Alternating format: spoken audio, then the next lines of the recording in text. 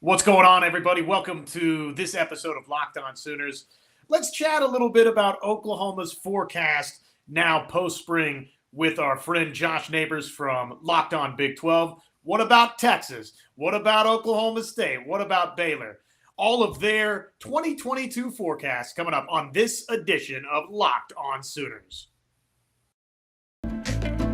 You are Locked On Sooners, your daily podcast on the Oklahoma Sooners. Part of the Locked On Podcast Network, your team every day.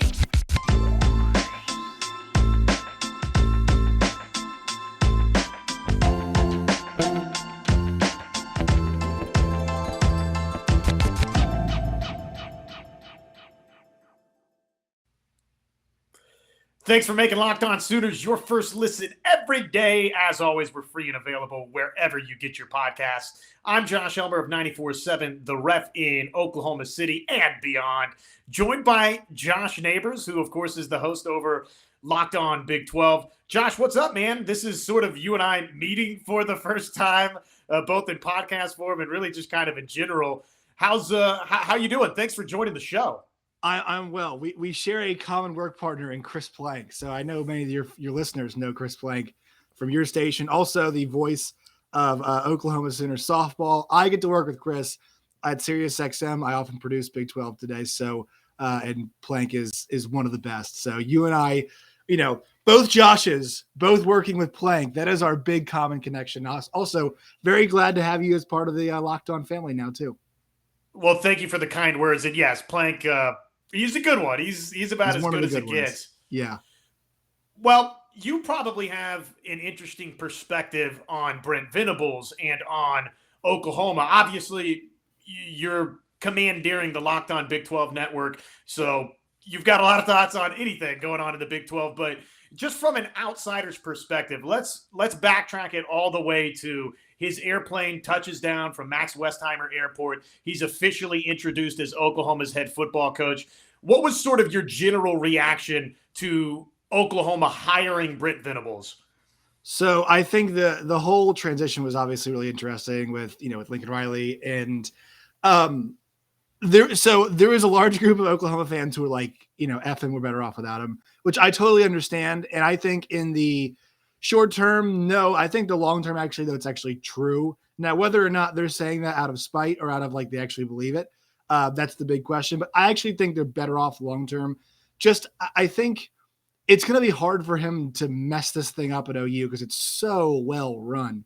And he understands how well run it is, too. It's not like something that he's having to get a grasp of. I mean, he was a part of it for a long time and has a full understanding of what this thing is at Oklahoma. And so I think with him going to the SEC, like he didn't coach there, but at Clemson, you see the amount of, really good defensive linemen that they got and they put in the NFL. And he had to win a lot of those recruiting battles against teams from the South going for those guys, right? So that's something that he's got a lot of experience with. And I think that's going to be really valuable. Also him going and getting a guy like Jeff Lebby. We'll see how long he can hang on to Jeff Lebby. I think his kind of journey as a coach is a very complicated one. And so we'll see how that does, but I think it was a fantastic hire. And so I think they're in really good position. I think it's anybody who's saying otherwise, is I think trying to lie to themselves, but you never know how coaches work out. This just has a feel though, like this makes sense. Like this makes a lot of sense. And it's hard not to feel positive about it. OU's the favorite this year. They should be the favorite this year. So I was posed what I thought was a reasonable and good question on the radio this week about Oklahoma. And the question was, are the sum of the parts from what Oklahoma got out of the transfer portal or simply the star power in Caleb Williams, in Spencer Rattler, in Mario Williams, in Jaden Hazelwood? I mean, Oklahoma lost a lot to the transfer portal to other places, and yet they've brought a lot of different pieces in. The quarterback, Dylan Gabriel from UCF, Jonah Laula defensively, Jeffrey Johnson defensively, Trey Morrison up and down. I mean, there's so many different directions you could go with transfer portal defections for Oklahoma, right, and then transfer portal additions for Oklahoma. So if I were to pose that question to you, the star power that Oklahoma lost, is that greater than the additions Oklahoma has made, or are the sum of the parts that Oklahoma has added via the transfer portal, in your mind, Josh, greater for Oklahoma? I think it's difficult to say. I think last year's team it's pretty, in my opinion, pretty clearly better than this year's team. I think the conference isn't as good as last year's conference. So like when I think about the conference perspective, that's what I see it. But look, both those guys they lost a quarterback, both Rattler and Caleb Williams are two tremendously talented guys. If Rattler has a good season and went first round in the draft next year, I wouldn't be shocked. Caleb Williams, everybody's mentioned this. He's in the path to be the number one pick. It's what they talked about. I mean, Dylan Gabriel's really awesome, like a really good player who's got the balance of experience, plenty of experience, a lot of time left, and knows the offensive coordinator. So it's a kind of a natural step up for him. But he's not either of those guys. He's not. So I think we have to be honest about that. But still, he's a really good player, and the offensive system is going to work. So I think I don't like saying like it's worse. I mean, it's not like it's that much worse off, right? Like it's not some really bad situation that Oklahoma's staring down the barrel of. But I mean, the draft too, they lost a lot of depth, I would say, across the board on defense. I mean, those guys didn't go as high as we thought, but think about the amount of guys they lost. I mean, Perion Winfrey and Samoa and Delarian Turner-Yell. I mean, they lost guys all up and down that defense. So yeah, they brought in some good pieces, but just between what they lost to the draft and the portal, yeah, it's a little bit more. But I think the conference will be a little bit less this year, so I think they should be okay. So now we have closed the book on the spring, not just for Oklahoma, but across the board in the Big 12 and in college football. With the spring that we've gotten to take in and everything, all these changes at Oklahoma, what's sort of your entering the summer outlook for the Sooners? Favorites. They're the favorites to win this conference. And, it's funny because I think actually a lot of the arguments that people are using kind of against Texas in a way, it's kind of the pro Oklahoma argument, right? It's like, I've seen this before. It's Oklahoma. It should be good. I know it should be good. And, the anti-Texas is like, well, it's bad. They've been bad. Why should I expect them to be good next year? So I'll lean into that. Like, I do think in Oklahoma's case, at least, they're fine. They're set up well. They're in good hands on defense. That's the one thing too. Like the offense, if he can keep getting coordinators of Jeff Lebby's caliber, that'll help get players, and that offense will be really good, and they will not have to worry about it. On defense, that's been the key for them. Like we kept hearing last year about how much better their defense was going to be. It didn't look any different. It didn't. It didn't look like, they had times they're really good, but there were some moments where it's like, this was a group they promised me, right? The Tulane game was the one where I know it's the first game, but you're like, oh my God, like this is not going to be close to what we thought it was going to be. The Oklahoma State game, they had a good run on them too. That's the end of the year. It's kind of bookend things for you right there. I'm really looking at the defense and see where that comes along. And I think with as many guys they lost, who they're bringing in, like we're going to need to see game action actually to, I think, get a sense of where this defense is going. And are they getting a bit more physical at the point of attack? Are they a bit better up front? Are they managing things? Can they tackle better? I know Oklahoma fans, they watched last year, man, they could not tackle worth a darn last couple of years too. So that stuff, like that's the tangible stuff. We're going to have to see if it changes. But from a general sense, they're the favorites. They should be the favorites. It's OU football. Everybody else in the Big 12, I think, is really the interesting angle to coming out of the spring and heading into 2022. And we saw the everybody else last season in the Big 12 championship game. It obviously broke Oklahoma's string of 6 consecutive conference championships, and everybody else, it was well represented by Baylor and Oklahoma State. So let's talk about that. But first, let me tell you about our partners over at BetOnline. They continue to be the number one source for all of your betting needs and sports info. Find all of the latest odds, news, and sports developments, including this year's NBA basketball playoffs. Of course, we are hot and heavy into Major League Baseball season, where there is plenty to wager on, baby, every single day.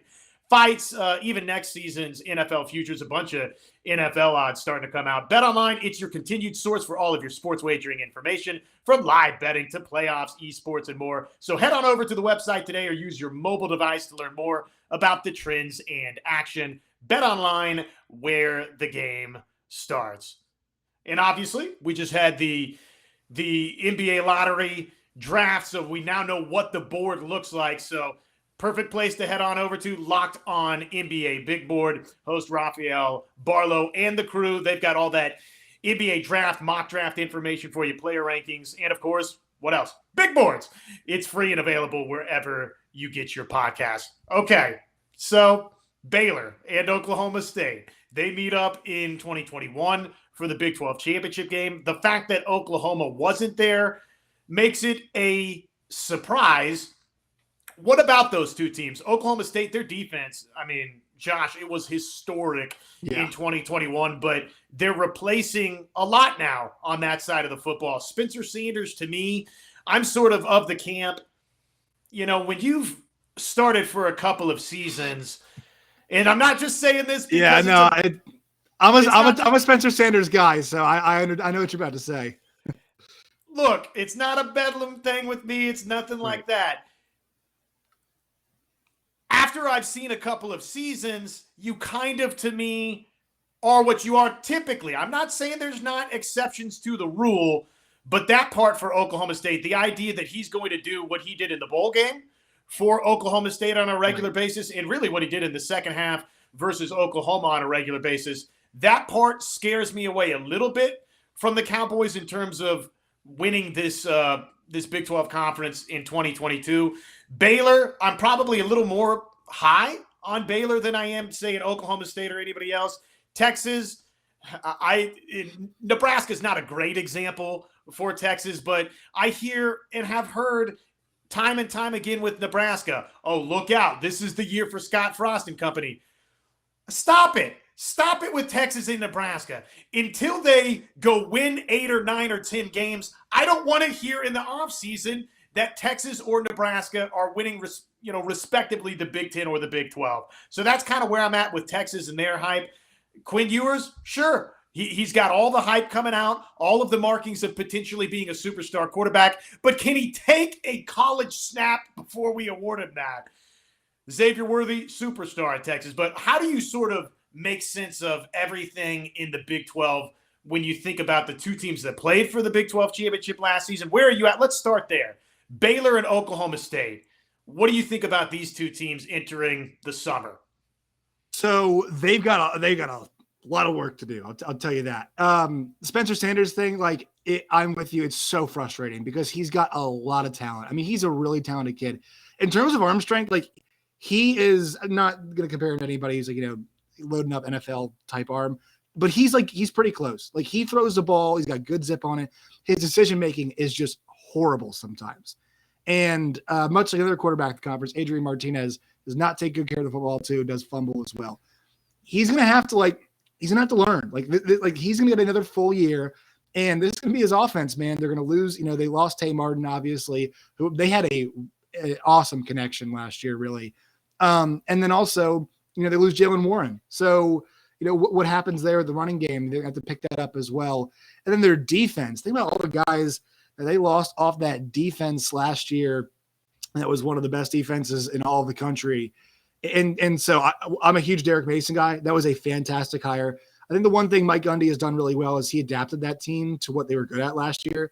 We always think Mike Gundy of pass-happy offenses. No, that was a running football team. That was a defense team. That's what they were last year. And I think he'll do his best to adapt to what this team does well.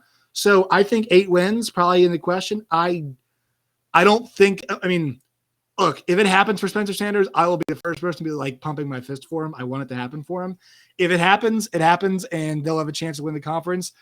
It's one of those things that we can't bank on. So I think 8 wins, which is, after a year like that, you're lighting the world on fire. 8-9 wins, pretty good place to be. Baylor, they lost some stars on their defense. The good thing is their defensive and offensive lines are really good still, their offensive line especially.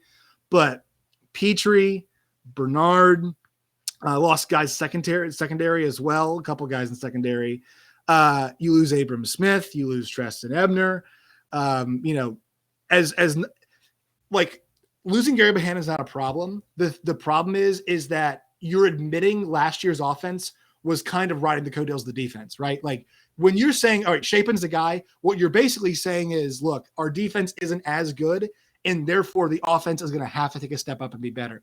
And so I do think there's a process with that offense is going to have to learn how to be better. How can this team be complementary? I think in the end of the year, I think it's a team that probably in November is going to look really good.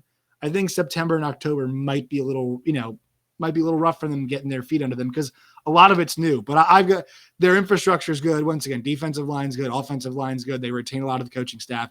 And Dave Aranda is a really thoughtful, good head coach. So I think they'll be fine. I just think both these teams, like we've seen this in the conference a lot, Josh, where it's, Iowa State's in the championship game, Baylor's the championship game, Oklahoma State's championship game, Texas in the championship game. Like there is this conference's history of rotating.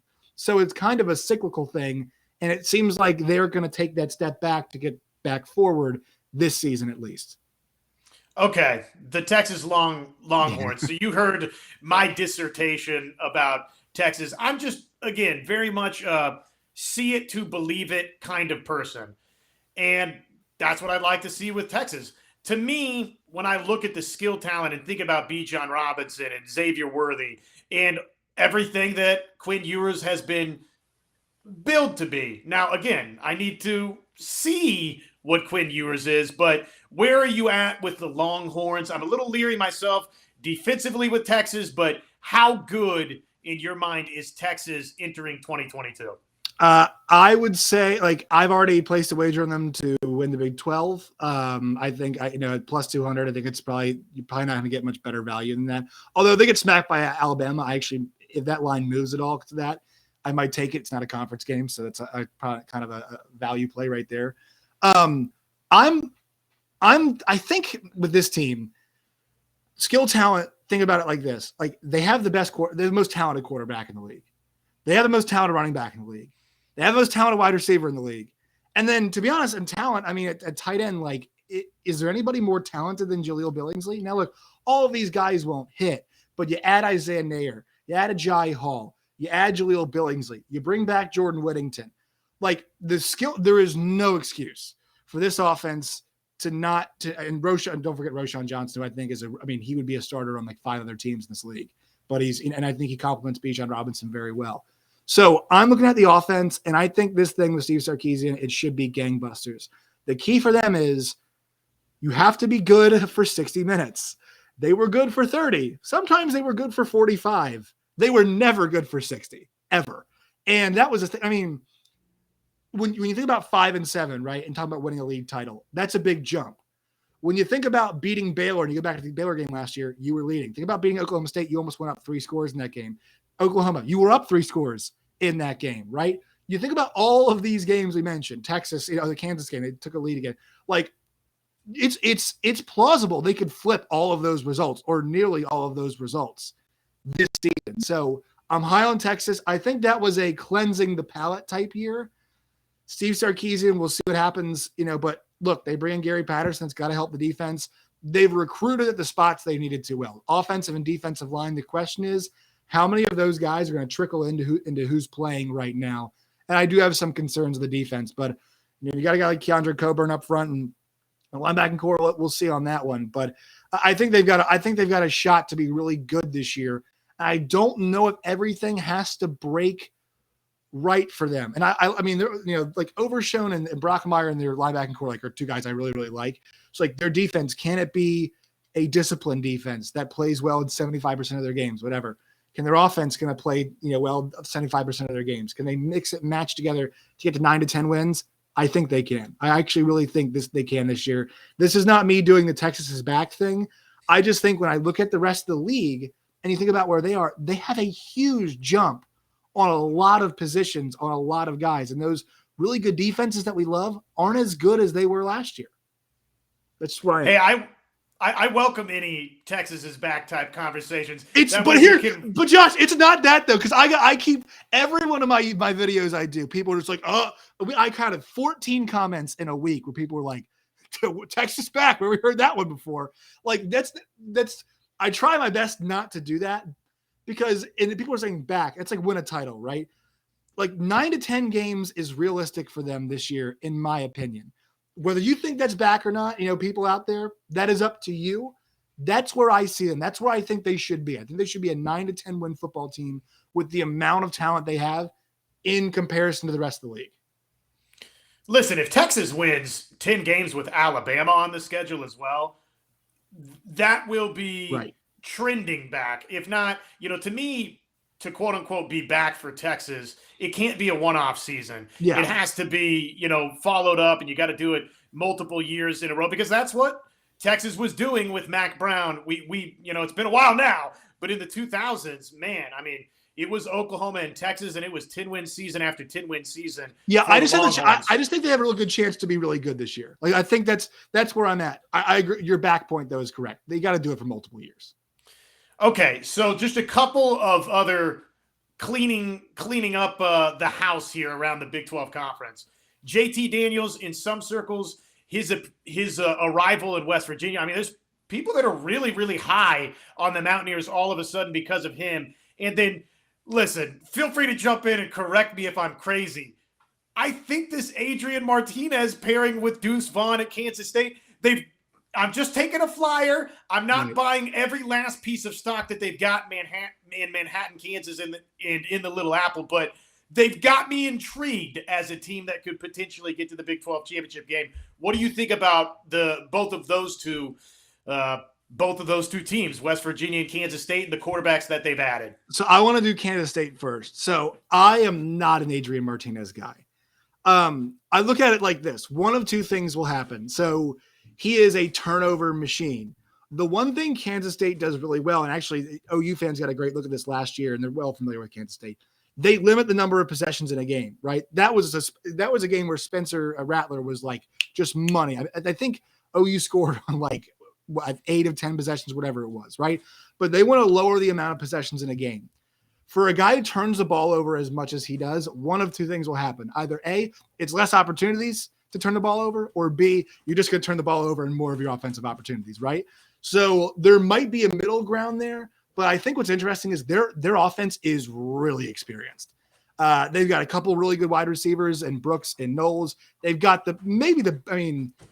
best all-around offensive player in the conference. Like, I know Bijan's most talented, but I mean, Deuce Vaughn last year, his numbers with that quarterback room that was just rotating in and out and how good he was, I don't think you're crazy. They're 40-1 right now, by the way, to win the league. So not that's a great value, I think, at 40-1 in the league. We're not really sure who the two best teams are. We think we might know, but we're not sure.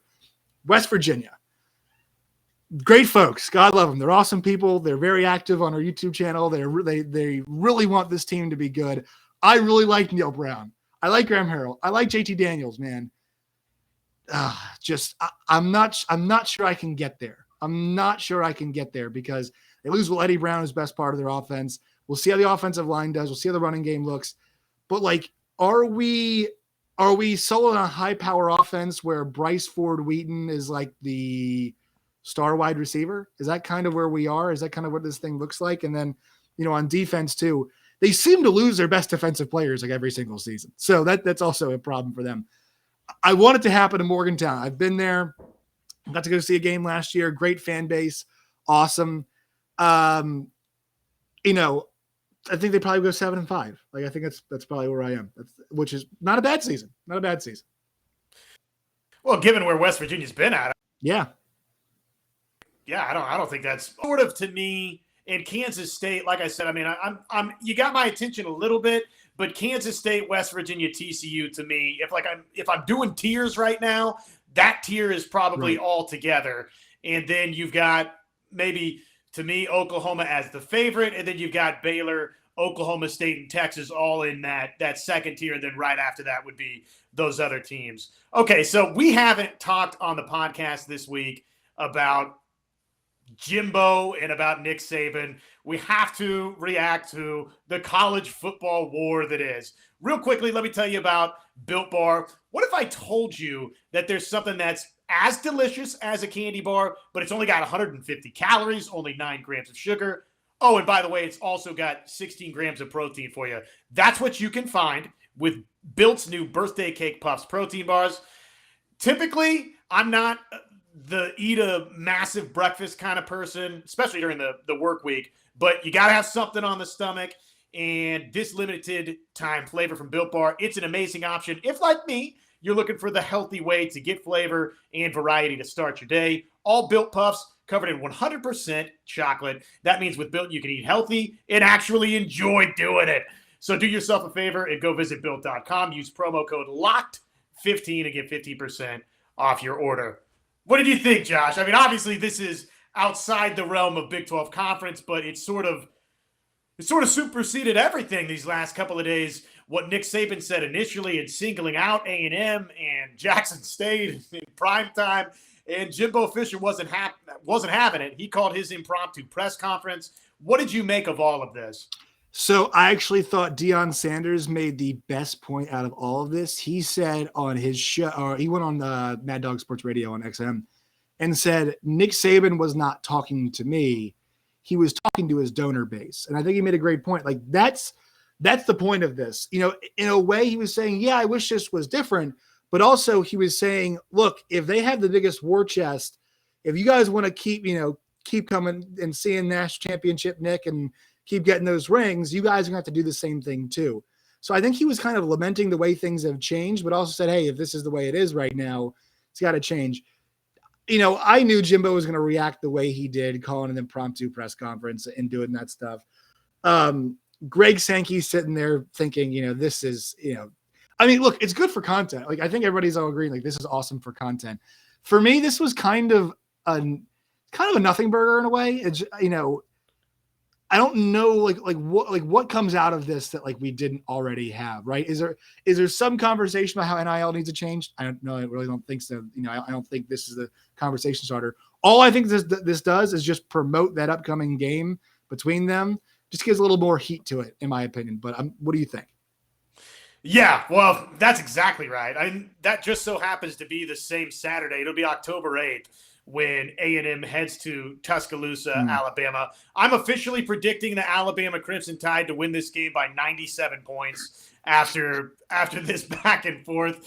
That's the same Saturday as the Red River Showdown for Oklahoma and Texas, so that's kind of interesting there. I feel like Jimbo Fisher, out of the entirety of this sequence, if and when we get to a point that enticement truly is punishable – and there's actionable things done against tampering and everything that we've seen going on in college football. To me, Jimbo Fisher squarely placed the target on his back. So, hey, I'm not saying that we ever get to that point. And actually, I would be also in the camp of bravo, Jimbo Fisher, for landing this number 1 overall class. Right, yeah. If it's not going to get punished yet, then hey, cut whatever corners if you're cutting corners. If it's through the collective and it's not direct enticement, then bravo, more power to you. But I do wonder a little bit about, okay, I mean, yeah, fire back and, say that you've done absolutely nothing wrong. Yeah, well, why is that? Like, that's the one part of this where I don't understand it. We got John Reeves from Miami, who's like the extreme version, right? He is like out here tweeting like Nigel Pack is coming to Miami. He's like, okay, whatever. This guy is, out here, obviously. Jimbo Fisher has acted like this is not, he's like, why would anybody accuse us of giving money to players? We have worked hard for our number 1 class. It's like, dude, this is, you don't have to say the quiet part out loud, but just all you have to say is like, A&M's a great place to come and play and our people support our kids. That's all you have to say. You don't have to act like this doesn't exist. He's like, people's families are offended. Whose family is offended by this? I just, like, he's gaslighting. He's in some different world where he's like, people believe me when I say this. Nobody believes you, which is fine. Well, I think, Josh, are you fine? I'm fine with this. I'm fine with the kids getting the money. Like, yes, if they ever do punish, sure, they'll come after him. But, I mean, y'all can pay for good enough lawyers. I think you should be fine at A&M.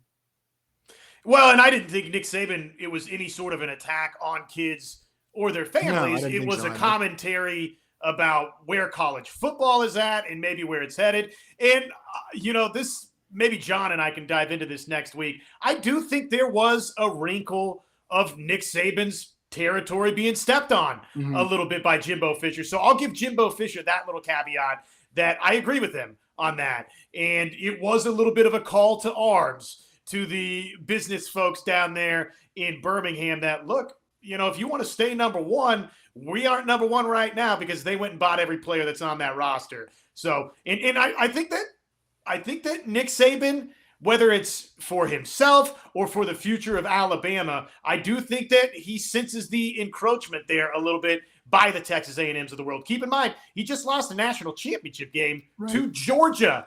So you look up and down just kind of the recruiting rankings. Texas is in the top 5 of the recruiting rankings. Guess what? That's another soon-to-be SEC team in Texas. So, I don't know. Fascinating. I love a good brouhaha. It's great, like you said, for content. It's the big winner to me, even though Sankey went ahead and told Lane Kiffin, no, you're not going to do a radio Patrick show, right?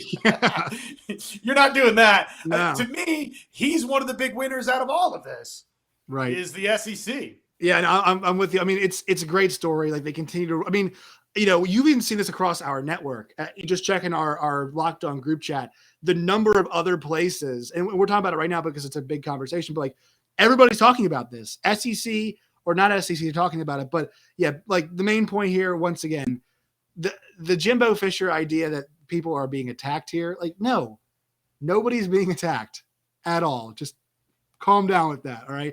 But it was fun. I mean, it was fun, and then I did appreciate the best part too. Deion Sanders saying Nick Saban tried to call me, and we're going to do this in public. I love the idea of Deion saying he's like, look, if we're going to hash this out, this will never happen, but you're going to apologize to me publicly. I love that idea. I love the idea of that. So I actually think Deion's a big winner out of all of this.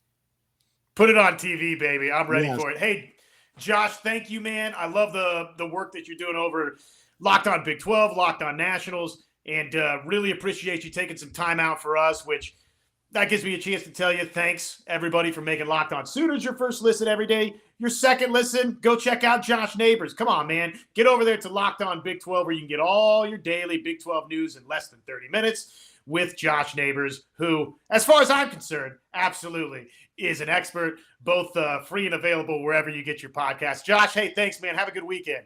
Appreciate it. Thanks, man. That's it for us. Until next time, Boomer Sooner, everybody.